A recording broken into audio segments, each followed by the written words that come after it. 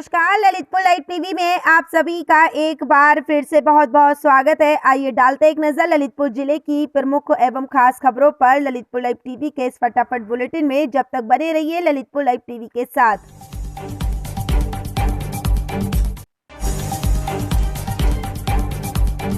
ललितपुर के जिला महिला चिकित्सालय में कई हाथ पैर मुंह वाले नवजात शिशु का हुआ जन्म। चिकित्सकों ने नवजात शिशु को आईसीयू में रखकर कर रहे उसकी देखरेख। ललितपुर थाना सदर कोतवाली क्षेत्र के नेहरू नगर की रहने वाली है प्रसूता, जिसको लेकर जिला महिला चिकित्सालय की चिकित्सकों ने नवजात शिशु की हालत को बताया है गंभीर।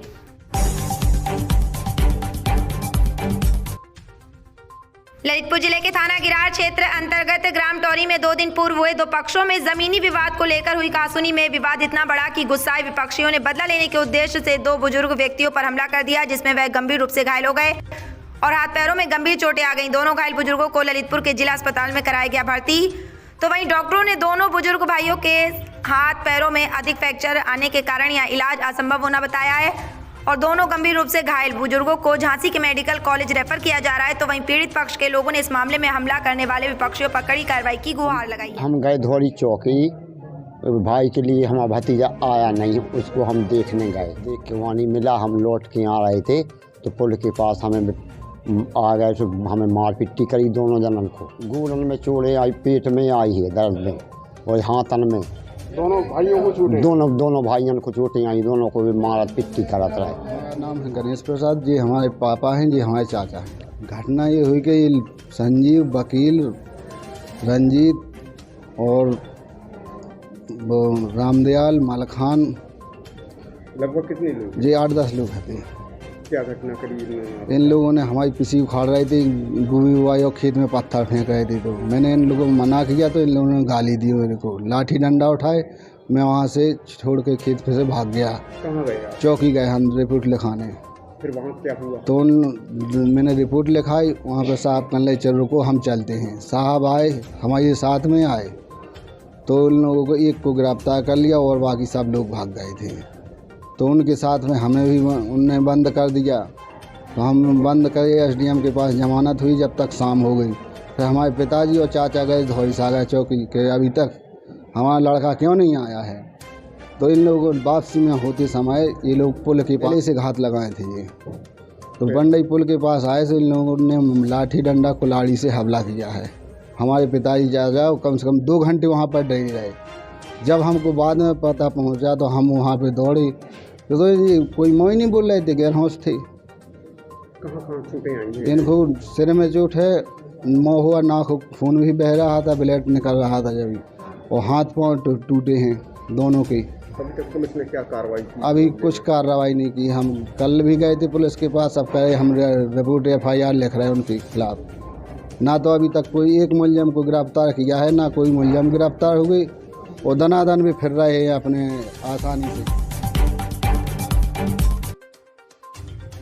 राजस्थान में करणी सेवा के राष्ट्रीय अध्यक्ष सुखदेव सिंह के घर में घुसकर गोली मारकर हुई निर्मम हत्या के विरोध में अखिल भारतीय क्षत्रिय महासभा करणी सेवा एवं राजपूत करणी सेवा के नेतृत्व में जिले में आज विरोध प्रदर्शन किया गया तथा तीनों संगठनों ने हत्यारों की शीघ्र गिरफ्तारी को लेकर राष्ट्रपति के नाम जिलाधिकारी को एक ज्ञापन सौंपा और जल्द से जल्द हत्यारों की गिरफ्तारी की मांग की गई तथा मृतक के परिजनों को उचित मुआवजे के साथ साथ परिवार के एक सदस्य को सरकारी नौकरी दिए जाने की भी सरकार से मांग की गई। सुखदेव सिंह जी की निर्मम हत्या उनके आवास पे की गई है, उसके विरोध स्वरूप हम लोग यहाँ इकट्ठे हुए हैं, जिसके तहत हम श्री मुख्यमंत्री उत्तर प्रदेश को संबोधित करके ज्ञापन जिलाधिकारी ललितपुर के माध्यम से उन्हें देना चाहते हैं, जिसके तहत हम शांतिपूर्वक अपनी धरना, अपनी मांगे कर रहे हैं कि हत्यारों को तुरंत गिरफ्तार किया जाए और उन्हें कठोर से कठोर सजा दी जाए। साथ ही साथ उनके परिवारजनों को एक सरकारी नौकरी और 5 करोड़ रुपए की आर्थिक सहायता दी जाए।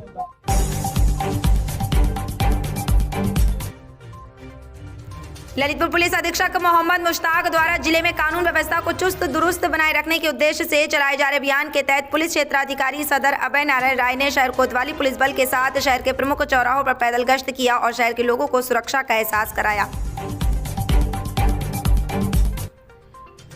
ललितपुर जिले के ब्लॉक 12 अंतर्गत ग्राम पंचायत सेमराडांग के पूर्व माध्यमिक विद्यालय में विकसित भारत संकल्प यात्रा का शुभारंभ किया गया। कार्यक्रम के मुख्य अतिथि सदर विधायक राम रतन कुशवाहा, खंड विकास अधिकारी बार आलोक कुमार, ब्लॉक अध्यक्ष, मंडल अध्यक्ष सहित अन्य अधिकारीगण उपस्थित रहे। इस कार्यक्रम में क्षेत्र के लोगों को सरकार की विभिन्न योजनाओं के बारे में अवगत कराया गया। सबका विकास, सबका विश्वास, सबका प्रयास और सबका सम्मान करता हुआ मैं आप सभी को बहुत बहुत धन्यवाद देता हूं और कार्यक्रम आप लोग सफल बनाएं।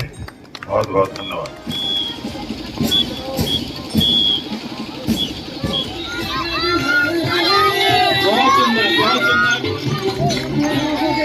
अभी तक महरौली और गढ़ा अगर और कोई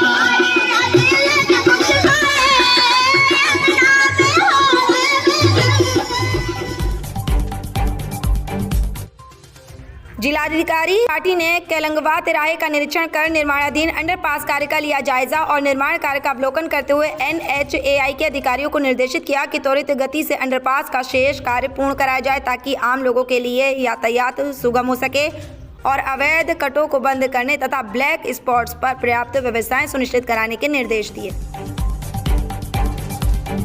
शहर के जेल चौराहा स्थित अंबेडकर पार्क में भारत रत्न बोधिसत्व बाबा साहब डॉक्टर भीमराव अंबेडकर का परिनिर्वाण दिवस आयोजित किया गया। इस अवसर पर सदर विधायक राम रतन कुशवाहा, भाजपा जिला अध्यक्ष राजकुमार जैन, नगर पालिका अध्यक्ष प्रतिनिधि मुन्ना लाल जैन, भाजपा नेता प्रदीप चौबे एवं जिलाधिकारी अक्षय त्रिपाठी ने बाबा साहब की प्रतिमा पर माल्यार्पण कर पुष्प अर्पित किए तथा मेधावी छात्र छात्राओं को प्रशस्ति पत्र व मेडल पहनाकर सम्मानित किया।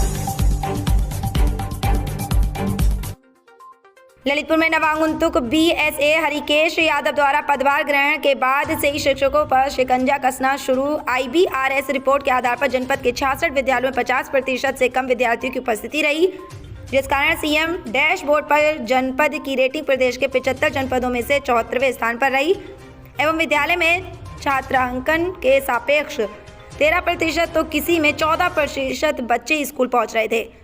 BSA ने 50% से कम उपस्थिति वाले प्रत्येक विकासखंड के 10-10 विद्यार्थियों के शिक्षकों समेत शैक्षणिक स्टाफ का अग्रिम आदेश तक वेतन रोक लिया। साथ ही सभी को निर्देशित किया गया कि विद्यार्थियों की उपस्थिति बढ़ाने के लिए अभियान चलाकर प्रयास करें। हमारी जनपद की एवरेज उपस्थिति 53% के आसपास थी जब मैंने यहाँ कार्यभार ग्रहण किया। चूँकि 74वें स्थान पे होने के नाते मीटिंगों वगैरह में हम लोगों को थोड़ा डांट भी खानी पड़ती थी। इस वजह से हमने समीक्षा करी। समीक्षा करने के बाद ये चीज़ें सामने आई। कुछ विद्यालयों में छात्रों की उपस्थिति 18%, 20%, 35%। इस वजह से हर ब्लॉक वार हम लोगों ने 10 ऐसे विद्यालयों का चयन किया जिनकी उपस्थिति सबसे कम है। उन 10-10 विद्यालय 6 ब्लॉक हैं, 60 विद्यालयों का हम लोगों ने सामूहिक रूप से उनका वेतन अवरुद्ध कर दिया। 1 सप्ताह बाद पुनः समीक्षा करेंगे। अगर उस समीक्षा में सुधार पाया जाता है तो उनका वेतन रिलीज कर दिया जाएगा। अन्यथा की स्थिति में अगर सुधार नहीं करते हैं तो महीने 2 महीने उनकी सैलरी रोकी जाएगी जब तक वो सुधार नहीं करेंगे।